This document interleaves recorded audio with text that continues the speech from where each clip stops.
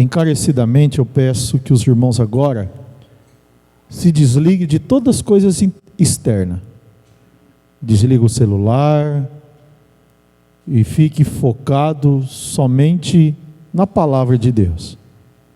Porque às vezes a gente, por algum motivo, a gente perde o foco. Então é o momento de nós meditarmos na palavra do Senhor, e eu creio que Deus tem algo para falar conosco. Então que nós possamos, principalmente nesse momento, ter a atenção redobrada, tá bom? Primeiro livro de Samuel, capítulo de número 16, nós iremos ler o versículo de número 13 e depois o versículo de número 23, tá bom? Nós vamos ler o versículo 13, o 14 e depois o versículo de número 23. Diz assim: então, estou estando barulho de Bíblia, eu vou esperar vocês acharem, tá bom? Aí depois que todos acharem, aí nós vamos ler. Todos acharam? Amém? Diz assim: então Samuel tomou o vaso de azeite e ungiu no meio dos seus irmãos.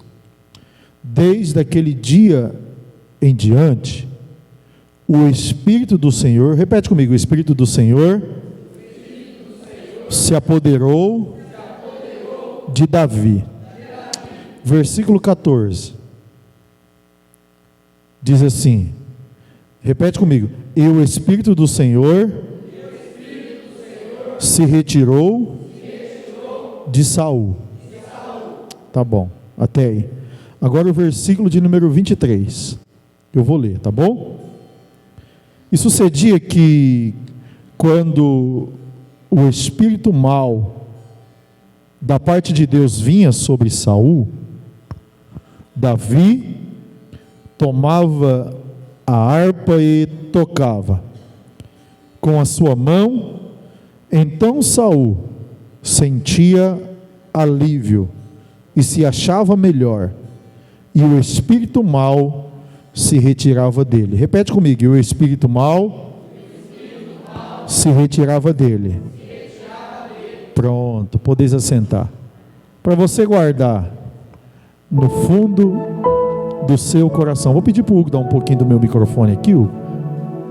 Tá bom? E o retorno também. Sabe o que é interessante? Eu dei um tema para essa mensagem de hoje, então eu vou procurar mantendo essa sequência, e todas as mensagens eu darei um tema. Deus já me deu até o tema da mensagem de quinta-feira que vem. Será os gigantes que Davi venceu antes do gigante.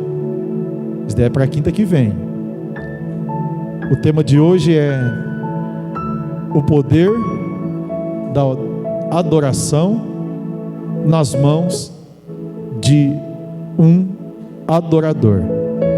Então repete comigo: o poder da adoração nas mãos de um adorador. Pronto. Eu vou fazer você relembrar. De repente Israel pede um rei. Eles viram o crescimento e a organização das nações vizinhas. Eles decidem então pedir para Samuel, que era o juiz da época, um rei. Naquela época eles viviam em um regime, um sistema teocrático, onde todo domínio era de Deus. Samuel fica triste com aquele pedido do povo, porém Deus acalma o coração de Samuel, mostrando que a rejeição do povo não era para com Samuel, mas era para com o próprio Deus. Samuel então descansa o coração.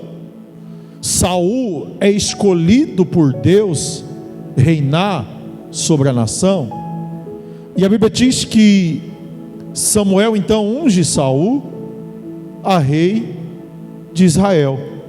Saul, ele tinha alguns objetivos, ele tinha algumas responsabilidades, como unir o rei, como organizar e centralizar o ambiente de culto, e também trazer unidade às tribos que até então, aquele momento, cada líder, cada tribo tinha o seu líder. Então ele precisava fazer e trazer esta unidade, essa maneira organizacional. Então a nação, ela deixa de ser teocrática e se torna uma monarquia com rei, príncipes e súditos. Saul começa o seu reinado bem. A Bíblia diz que, e nós aprendemos na quinta passada, que o começo foi difícil. Saul enfrentou algumas rejeições, mas a atitude de Saul foi a que nos chamou a atenção, que a Bíblia diz que enquanto as pessoas falavam contra Saul, a atitude dele foi se fazer de surdo e não dar ouvido aos falatórios alheios. Mas a Bíblia diz que com o passar dos anos, Saul agora ele começa a fazer algumas coisas que desagradaria a Deus, como oferecer sacrifício no lugar do sacerdote. Foi uma das coisas que Deus se entristeceu e decidiu rejeitar Saul. A segunda coisa foi quando Deus havia mandado ele matar os amalequitas. Ao invés dele matar, a Bíblia diz que ele poupou alguns homens como rei dos amalequitas e também os animais. Por isso, pela segunda vez, Deus pune, cobra, sentencia Saul. E dessa vez foi pior, porque Samuel, no capítulo 15, no versículo 13, ele diz que o pecado de rebelião era pior, ou é pior, do que o pecado de feitiçaria. E Saul, ele deixou de obedecer para simplesmente fazer um sacrifício. Então, quando nós chegamos neste ponto, nós vamos ver que Deus então ele decide rejeitar totalmente Saul e destituí-lo da posição maior que ele tinha, que era reinar a nação eleita, o povo escolhido de Deus. Mas não era fácil tirar Saul de uma hora para outra. A Bíblia diz que então Deus não escolhe ninguém da casa de Saul, porque Saul tinha filhos, Jonatas, Isbosete, Mefibosete era neto de Saul. Mas a Bíblia diz que Deus então decide escolher alguém de outra tribo. Saul era da tribo dos benjamitas, e agora Deus então decide escolher alguém da tribo de Judá. Quem é? Davi, filho de Jessé, o belemita. Então a Bíblia diz que quando Samuel chega na casa de Jessé, ele escolhe, ou ele tenta escolher, o filho mais apresentável e bonito e aparente da casa de Jessé. Eliabe passa, Deus rejeita. Abinadab passa, Deus rejeita. Samá passa, Deus rejeita. Por quê? Porque Deus dá uma advertência para Samuel. Deus decide então mostrar para Samuel que ele não estava preocupado com o estereótipo, com a beleza, com a pujança física daquele que estava à frente. E no capítulo 16, Deus olha para Samuel e diz: Samuel, você está olhando aquilo que está por dentro, porém eu, o Senhor, olho e sondo os corações. Deus havia escolhido alguém que não tinha tanta aparência como seus irmãos, mas era alguém que era um homem segundo o seu coração. É isso que o nosso irmão Juarez leu no capítulo 13, no versículo 14 de 1 Samuel, quando Deus fala assim: Samuel, eu rejeitei Saul e eu escolhi um homem segundo o meu coração. Davi estava no pasto cuidando das ovelhas. Davi estava no pasto cuidando daquilo que era da casa de seu pai. Davi é chamado para o ambiente de reunião, e a Bíblia diz que naquele momento, quando eles se assentam para comer, de repente Samuel unge Davi, e naquele dia o texto diz que no momento da unção, que no momento que aquele óleo é derramado sobre a sua cabeça, o Espírito do Senhor se apoderou de Davi. Agora eu quero que você me acompanhe. Eu vou pedir para o Eduardo manter na tela capítulo 16, Eduardo, e o versículo de número 13, e depois você vai me ajudando, porque aqui há um ponto interessante. Não foi simplesmente vir sobre a vida de Davi, não. A Bíblia diz que naquele momento, a partir daquele momento, daquele dia em diante, o Espírito de Deus, ele toma posse da vida de Davi. Era como se Deus estava falando: a partir desse momento, todas as decisões que você tomar e todos os ambientes que você participar, todas as circunstâncias que você enfrentar, eu estarei contigo. É por isso que no Salmo 51, e qualquer dia eu falo sobre isso, o salmista vai dizer: não me lance fora da tua presença, e não retira de mim o teu Espírito Santo. A expressão se apoderar no original é tomar conta. A expressão se apoderar no original é dizer: eu cuido de você. A expressão no original é dizer: não importa o que você passar, eu não vou te desamparar. Davi estava agora vivendo um novo tempo, rejeitado pelos seus pais, abandonado pelos seus irmãos, esquecido do pasto, cuidando de ovelhas, mas cheio do Espírito Santo de Deus. Quando Deus decide tomar conta, não importa o que aconteça. E não foi naquele dia somente. Olha o texto. Não foi naquele momento esporádico, sabe, aquele conta-gotas, não.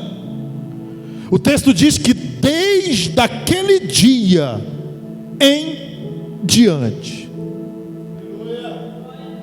o Espírito do Senhor se apodera de Davi. Esse mesmo Espírito que um dia decidiu se apoderar de Saul, esse mesmo Espírito que um dia decidiu tomar conta da vida de Saul. Mas a Bíblia diz que Saul, então, agora sendo rejeitado por Deus, no versículo 14, o texto diz que parece que é algo automático, parece que foi algo programado, porque enquanto o Espírito se apodera de Davi em Belém de Judá, em Ramá, o Espírito do Senhor se retira de Saul. Parece uma gangorra, sabe? Sai daqui, entra aqui e sai daqui.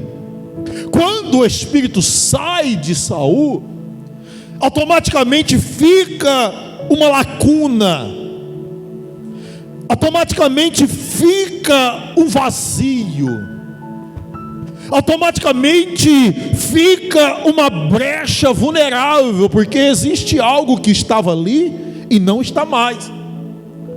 E quando acontece isso, algo vem para tentar preencher este vazio.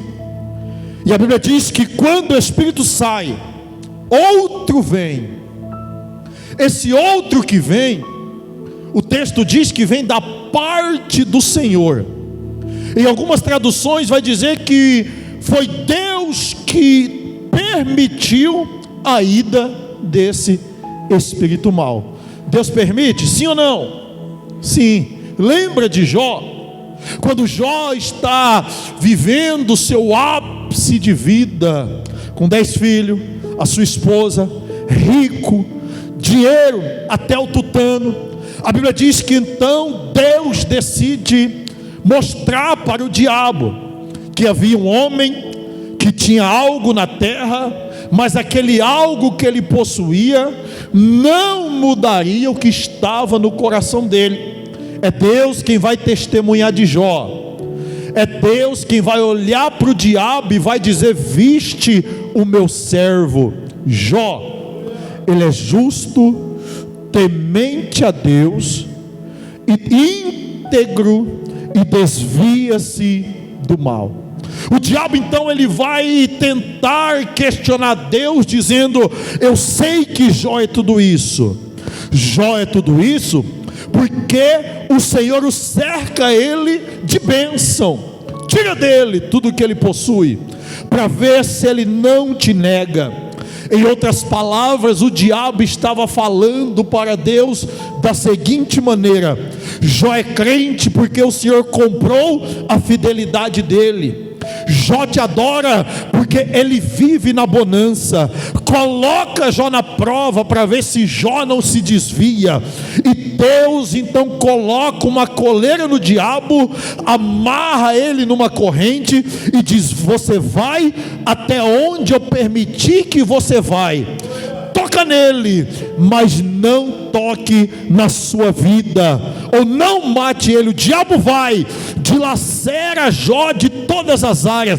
O vento vem, o fogo vem, os animais morrem, uma lepra pega de baixo para cima, e Jó continua adorando ao Senhor, porque Jó mostra que não é aquilo que ele possuía que poderia mudar aquilo que ele era. Jó estava dizendo: eu estou na prova, mas vou continuar adorando. Eu estou passando por um momento difícil, mas nada vai arrancar dos meus lábios a minha adoração. Eu entrei nesse tópico, mas eu quero voltar para o texto. Então Deus permite o inimigo nos atacar. Permite. Eu lembrei de outra agora. Lembra de Pedro? Quando estava na reunião com Jesus, e Pedro cheio de panca. Já ouviu essa palavra, panca? Aquele cara meio pancozão, jogador caro. Ele chega todo bonzão. Pedro era o cabra. E ele fala: não, se alguém vir eu mato. Se alguém se levantar, eu sou o mais crente de todos que estão aqui. Jesus olha para ele e diz: Pedro, Satanás me procurou, e ele queria te peneirar, igual se peneira trigo. O diabo quer te moer, Pedrão, mas eu intercedi por você. Em outras palavras, Jesus está falando: em você ele não vai tocar, porque eu estou com as mãos estendidas. Eu estou cuidando de você. Eu estou zelando pela tua vida. Enquanto nós estamos debaixo da graça, enquanto nós estamos debaixo da sombra do Onipotente, não tem praga que nos pega, não tem peste perniciosa, não tem nada que nos aflige. Mas a partir do momento que nós saímos desse ambiente de proteção, a partir do momento que nós saímos debaixo das asas, nós nos tornamos vulneráveis ao ataque do maligno. E é isso que acontece com Saul. O texto diz que no momento que o Espírito de Deus sai, um Espírito que Deus havia permitido, entra em Saul. E esse Espírito agora vai danificar emocionalmente a Saul. Saul, ele fica desestruturado. Saul, ele fica angustiado. É isso que o texto vai mostrar, onde nós lemos, no momento que Davi toca a harpa, o que acontece? Ele se sente aliviado. E nós vamos aprender no final da mensagem o porquê ele se sente aliviado. Então o que nós precisamos entender é que agora Saul está vivendo um tempo de choque mental, físico e espiritual. Saul tinha o trono, Saul tinha a coroa, Saul tinha o cetro, Saul tinha o título, mas ele já não tinha mais a presença de Deus. O que adianta? É isso que o salmista vai dizer. O que adianta conquistar o mundo inteiro se perdermos a sua presença? O que adianta ter uma vida abastada se naquele grande dia, quando o brado tocar, quando nós ouvirmos aquilo que Jesus disse naquela parábola: louco, se pedir a tua alma hoje. É isso que Saul agora está vivendo. A Bíblia diz que ele está atormentado. E os seus criados, no versículo 15, dizem: eis que um espírito mau que o Senhor permitiu vir sobre ele, tem o assombrado, tem o aterrorizado. Me dá outro adjetivo aqui: tem o apavorado, tem deixado ele desestabilizado.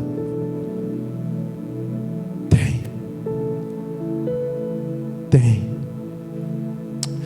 Saul então ele se preocupa com aquilo. E no momento que ele se preocupa, a Bíblia diz que é ele quem tem essa ideia.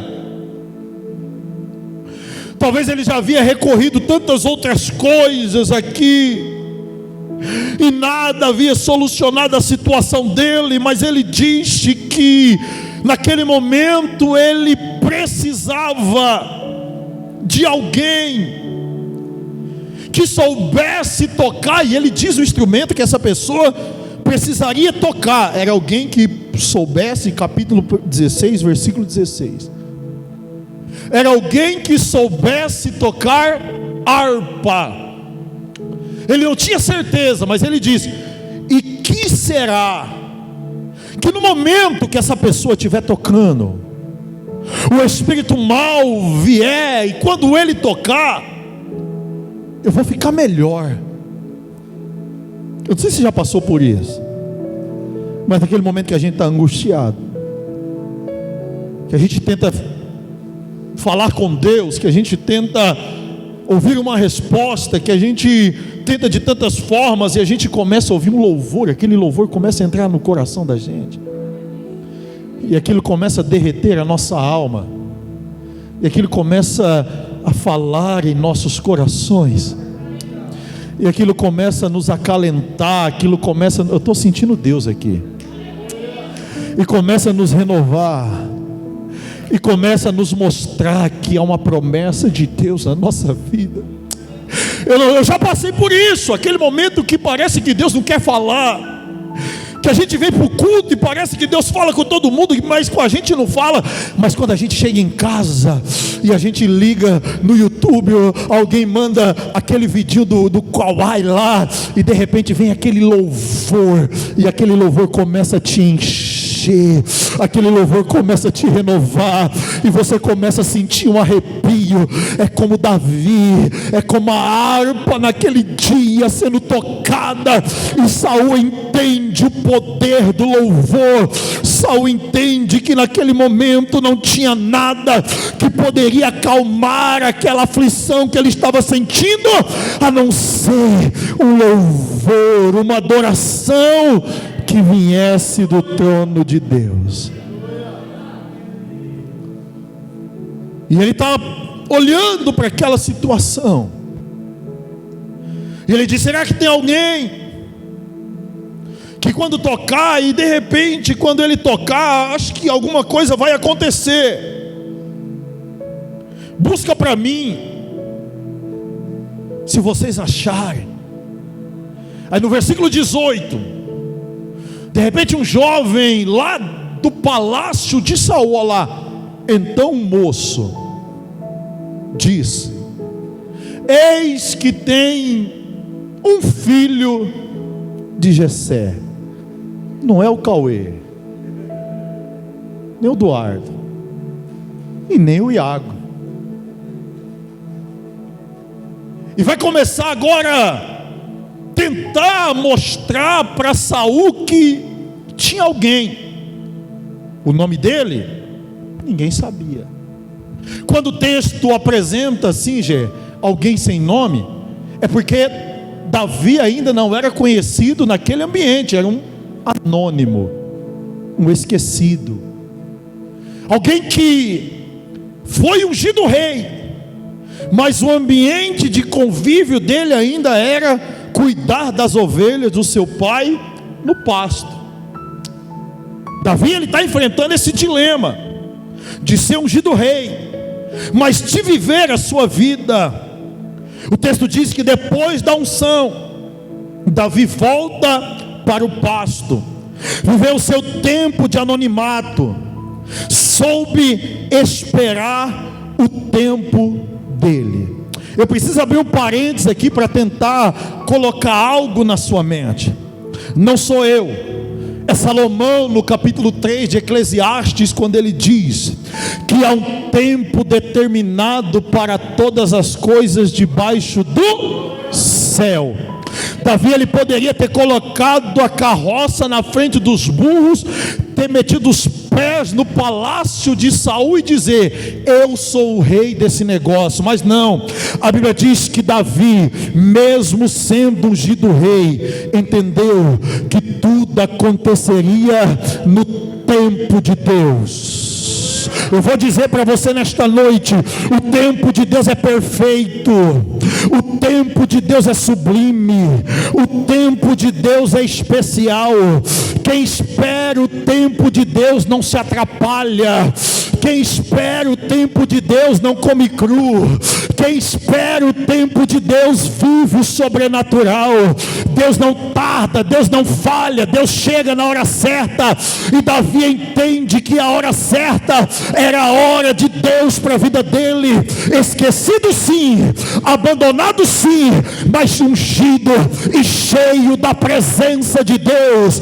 Chegaria a hora que as cortinas iam abrir, chegaria a hora que o nome dele estaria estampado nos outdoors da cidade.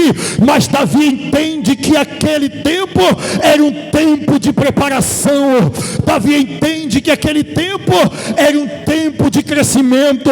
A palmeira, antes de crescer 1 metro para cima, ele cresce 2 metros para baixo. Ninguém está vendo. As coisas não acontecem do dia para a noite. Sabe por quê?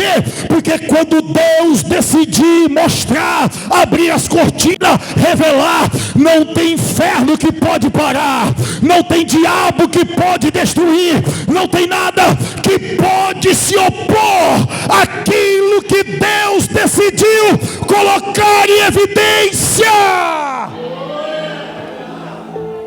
É por isso que muitos tentam te parar. É por isso que muitos tentam te fazer desistir. É por isso que muitos tentam te fazer retroceder, mas ninguém sabe o seu tempo de anonimato, os seus dias de ursos e leões, onde ninguém... eu estou sentindo ele aqui. Anônimo, sim. Sem nome, talvez, mas com uma promessa de Deus. Diga para o teu irmão: Deus não te esqueceu. Diga, me ajuda, pelo amor de Deus. Lamai calamando rebai. Anônimo, sim. Anônimo para os homens, para Deus não. Deus fala: você está vendo esse menino aí, ó, do cabelinho vermelho? Porque a Bíblia diz que ele era ruivinho, sabe? Talvez, não sei, meio sardentinho, meio cansadinho do sol. E Deus olhou e falou: esse daí mesmo. Esse moço, então, ele vai olhar para Saul e vai dizer: eu tenho um rapaz na casa de Jessé. Ele é o filho. Uma coisa eu sei, ele sabe tocar. É interessante entender que o Deus que nos escolhe, Ele sempre monta estratégias que aparentemente aos nossos olhos é loucura. Deus tinha um trono para José. Vamos lá. Não era mais fácil Deus colocar José lá no lugar? Não, mas Deus permite José ser traído pelos seus irmãos, ser caluniado pela mulher de Potifar, ser esquecido pelo copeiro na prisão, para sentar no trono. É porque Deus complica, descomplica e nem explica. Mas para que explicar o meio? Aquele que conhece o fim. É por isso que Paulo diz que além dessas coisas, ou diante dessas coisas, quais coisas? Paulo vem trazendo uma lista de adversidade, uma lista de dificuldade. Ele diz: nós somos mais do que vencedores. Não é vencedor. Sabe quem que é vencedor? Vamos lá. Pelé é vencedor. Michael Phelps, com mais de 10 medalhas de ouro em Olimpíada, é vencedor. Usain Bolt, com mais de dezenas de medalhas na Olimpíada, é vencedor. Rogério Ceni é vencedor. Raí é vencedor. Quem mais? Vamos lá. Tem tantos vencedores. Neymar não. Pode ser. Paulo está dizendo que nós estamos em outro patamar, irmãos. Você é mais do que vencedor. Quem é Neymar para você, irmão? Quem é Michael Phelps para você?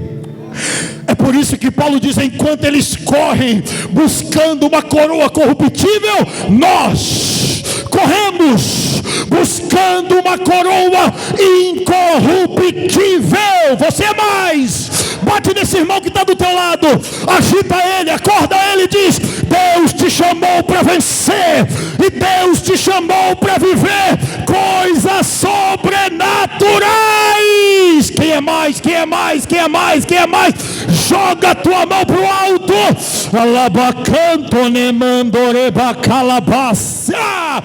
E Davi agora ele entra no radar de Saul.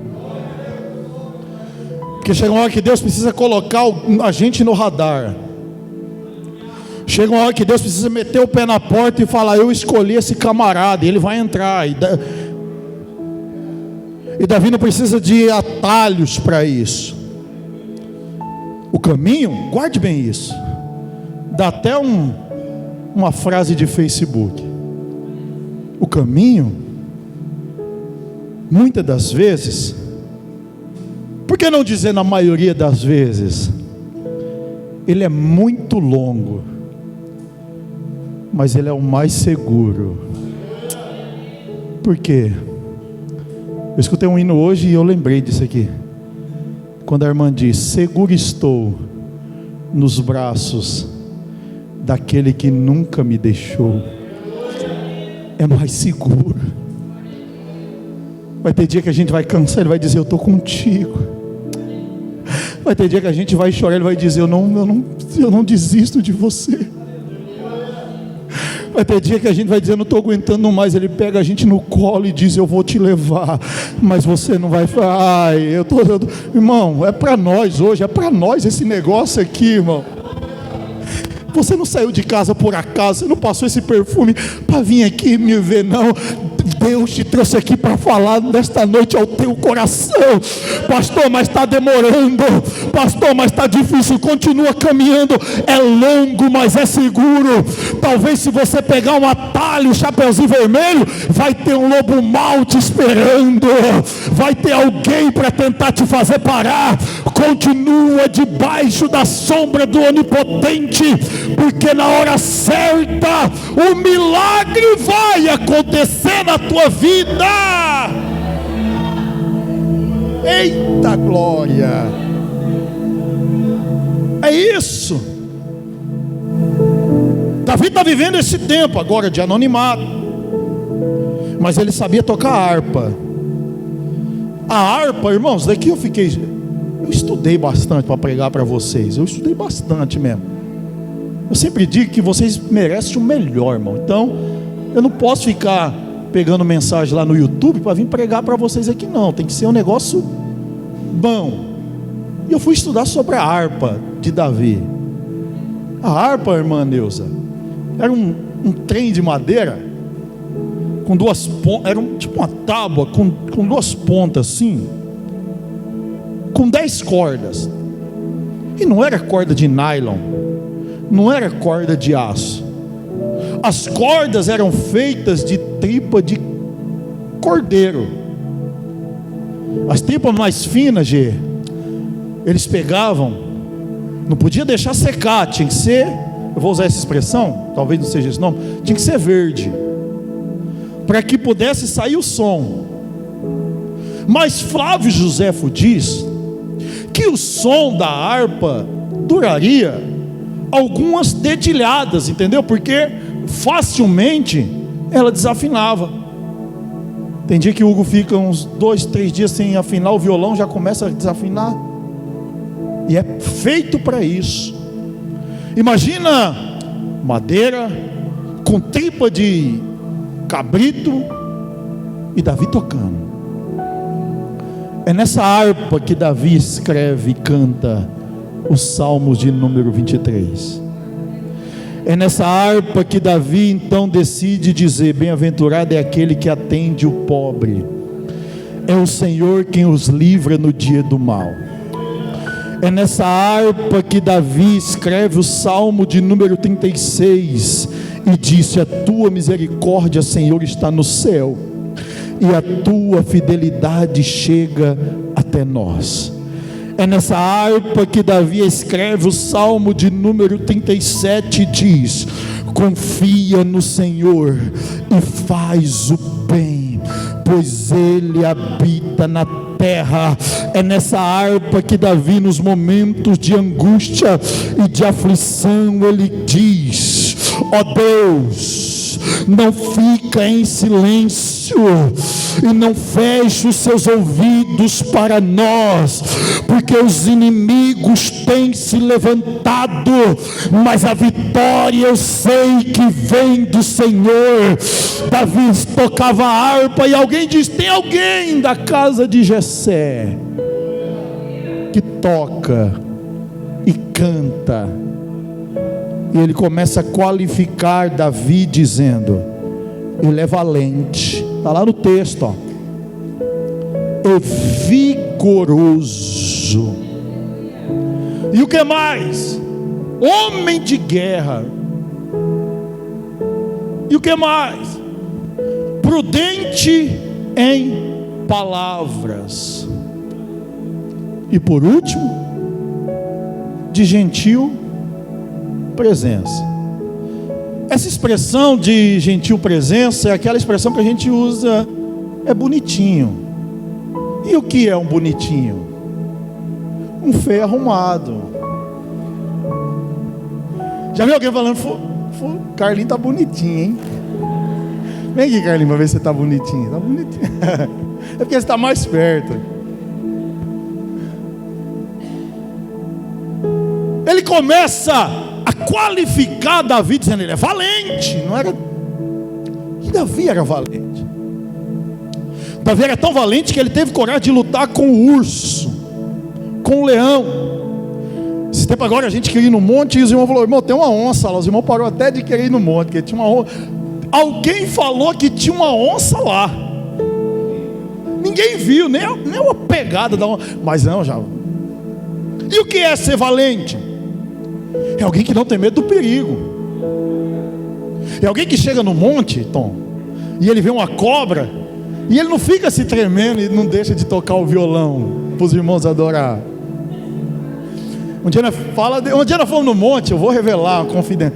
E o irmão Júnior achou uma cobra assim, irmã Neuza, e eu perdi até o violeiro na oração. Falei: Tom, toca o violão. Ele falou: não dá, pastor. A cobra já tinha lá longe. Mas a valentia vai embora. Eu vou contar um segredo meu, depois eu vou cortar isso daí. O meu negócio, sabe o que é, irmãos? Rato. Você também, Jéssica? Rato. Irmãos, eu corto volta. Esses dias mataram um rato aqui, um saruê. E eu fiquei sabendo que teve um que pegou o fiotinho do saruê para levar embora, para cuidar do fiotinho do saruê. Um gambazinho. Está lá ainda, Kevin? E quando alguém me falou: eu não acredito que ele fez isso, irmão, eu tenho medo desse negócio. Valente. A gente tem os nossos medos, a gente tem os nossos traumas. Todo mundo tem os seus. Eu estou descontraindo para mim chegar nesse ponto, porque todo mundo tem aquele ponto que nos amedronta. Tem gente que tem medo de escuro, que precisa deixar acesa, nem que seja a luzinha da televisão, assim, para ter um ponto de referência. Tem gente que tem medo de sapo. O que tem medo de sapo? Tem gente que tem medo de cobra. Tem gente que tem medo A expressão valente aqui, Adriana, era alguém que não temia a nada. Era alguém que não se sujeitava ao perigo. Era alguém que enfrentava qualquer problema que estava na frente dele. Ser valente aqui é alguém que olhava para as adversidades e dizia: eu sei que eu vou vencer. Era alguém que olhava para os problemas, Cezinho, e dizia: eu sei que eu vou suportar. Era alguém que olhava para as dificuldades, não importando o tamanho que seria, e dizia: eu sei que é Deus quem vai me dar vitória. É Deus quem vai me dar vitória. Eu vou repetir até você se manifestar nesta noite com uma das tuas mãos e começar a glorificar. É Deus quem vai me dar vitória. Não importa o tamanho do problema, não importa o tamanho do gigante, o meu Deus é maior do que isso que está na minha frente. Oh, maravilha!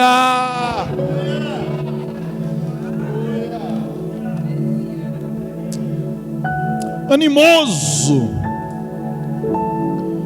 homem de guerra. Essa expressão aqui, homem de guerra, ele queria dizer, e ele estava entrando em um confronto, achando que era um dos filhos de Saul, que era do exército, mas aqui não era. Mas ele dizia que era um jovem que falava bem. ele sabia se comunicar,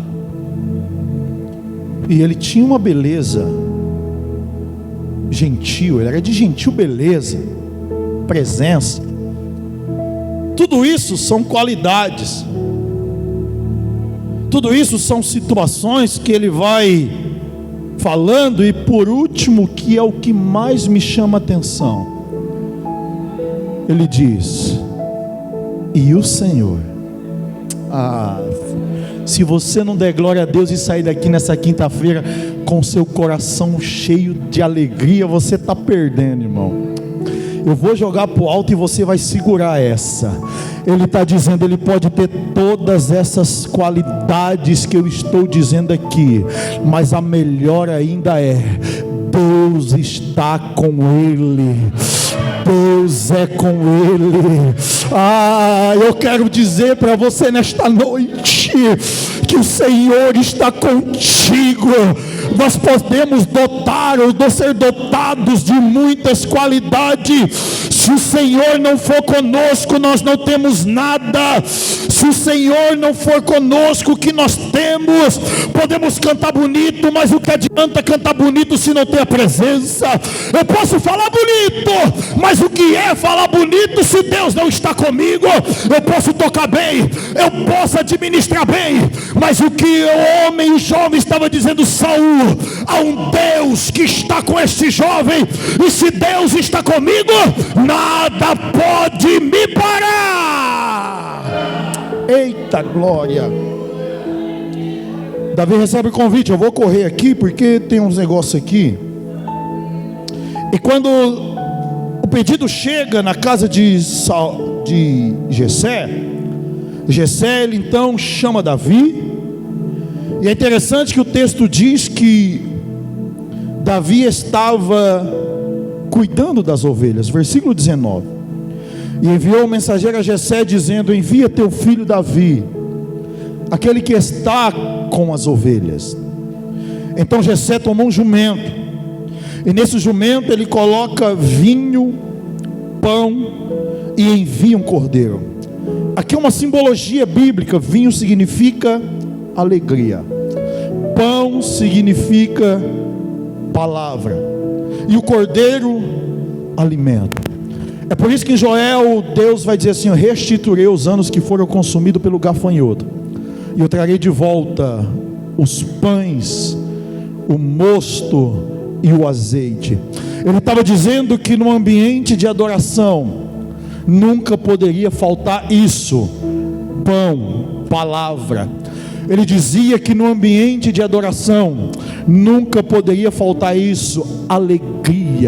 É por isso que Jó diz, irmão Neuza, que na presença do Senhor até a tristeza salta de alegria.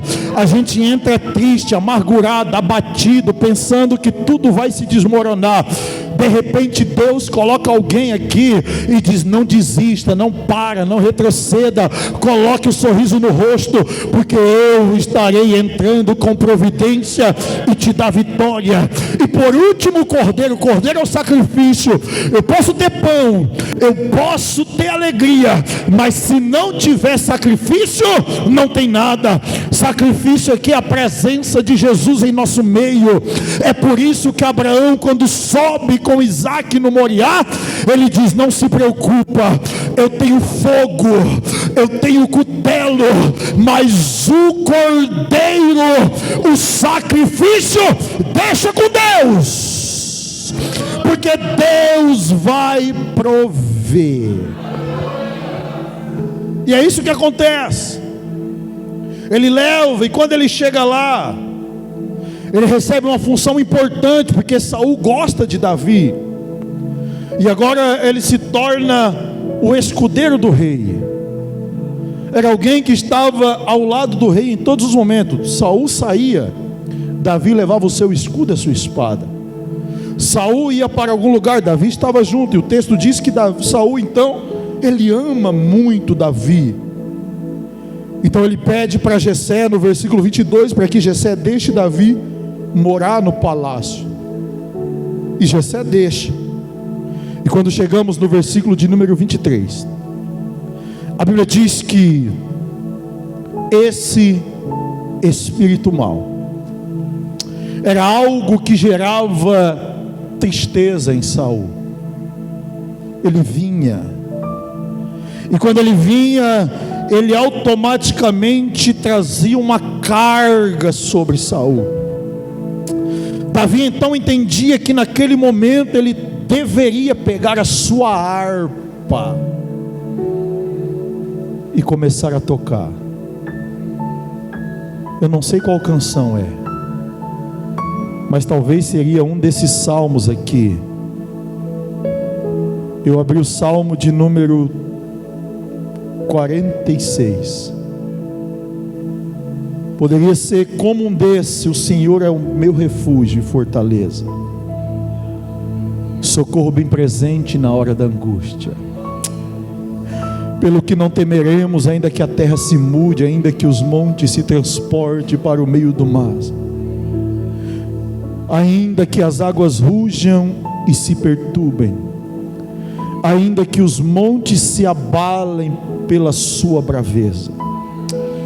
46:4, há um rio cujas correntes alegram a cidade de Deus, o santuário do Altíssimo.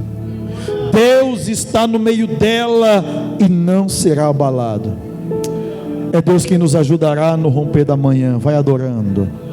As nações se esbravecem, os reinos se movem, ele se levanta com a sua voz e a terra se derreteu. O Senhor dos exércitos está conosco. O Deus de Jacó é o nosso refúgio. Vai, vinde, contemplai as obras do Senhor e as desolações da terra. Vai, Ele faz cessar a guerra até o fim. Ele quebra o arco, Ele corta a lança, Ele joga os carros no fogo. Aquietai-vos e sabeis que eu sou Deus, e serei exaltado entre as nações da terra, porque o Senhor dos exércitos está conosco. O Deus de Jacó é o nosso refúgio. E ele tocava a harpa, e isso acalmava o coração de Saul, porque o inimigo não rejeita e não resiste à adoração daquele adorador. É por isso que eu disse para você nesta noite, que Deus nesta noite nos dará poder da adoração, ao ponto que as nossas mãos serão capazes de mudar a história, ao ponto que as nossas mãos, que a nossa adoração será capaz de reverter quadro e situação. O texto vai dizer que enquanto Davi tocava, Saul se sentia aliviado. Eu fui no Google para saber o que significa a palavra alívio. E alívio significa uma carga sendo retirada dos ombros. Isso é alívio. Talvez seja isso que você está começando a sentir quando você entrou aqui. Eu já tive momentos que eu cheguei aqui, irmãos, sobrecarregado, que parecia que não ia ter jeito, sabe? Aquele dia que você fala: meu Deus, me ajuda. E de repente vem uma mão assim, Jéssica, e arranca dos nossos ombros, e a gente sai tão bem. Isso é alívio. Davi era um instrumento de Deus. A harpa era somente uma ferramenta, mas Davi era o instrumento de Deus. Sabe por quê? Porque Deus tem algo para nós nessa noite. Deus tem coisas especiais para nós. Quando nós pedimos para você adorar, não é porque a gente quer ver você adorando, é porque a adoração tem poder. Adoração tem poder de mudar histórias, de transformar vidas, de vencer guerras. É por isso que todas as vezes que Israel ia para uma batalha, a Bíblia diz que Deus então ordenou ao povo a colocar os levitas na frente. Enquanto os levitas adoravam, Deus entrava em cena. Em Gênesis capítulo 13, versículo 4, Abraão adorou ao Senhor. Isaac, no capítulo 26, depois da vitória em Gerar, a Bíblia diz que ele adora ao Senhor. Jacó, na sua velhice, no capítulo de número 11 aos Hebreus, no versículo de número 21, ele adora ao Senhor.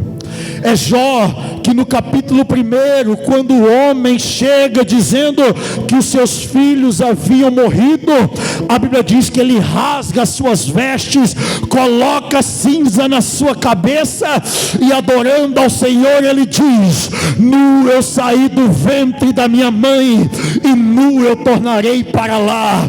Foi Deus quem me deu e foi Deus quem tomou. É no capítulo 1 de 1 Samuel e no versículo 10 que a Bíblia diz que Ana, quando entra no altar chorando, ela adora ao Senhor.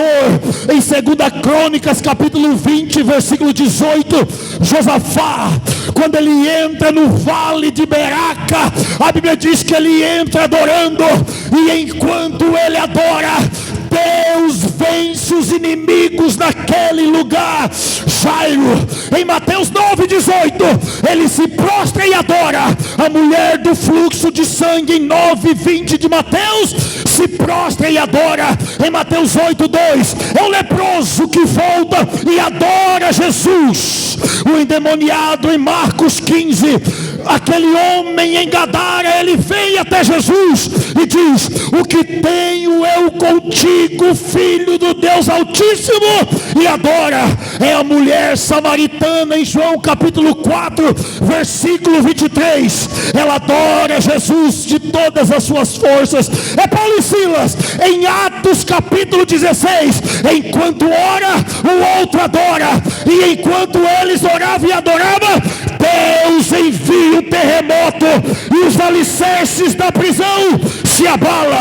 Não sou eu, mas é no livro de João que diz que Marta e Maria se prostra diante de Jesus e adora. Em Mateus capítulo 4 versículo 9 diz que Jesus, ele olha para o diabo e diz: adorarás somente o Senhor teu Deus. Em Isaías capítulo 6 versículo 3, a Bíblia diz que os serafins, eles olham um para o outro e diz: santo, santo, santo é o Senhor dos exércitos, a terra está cheia da tua glória.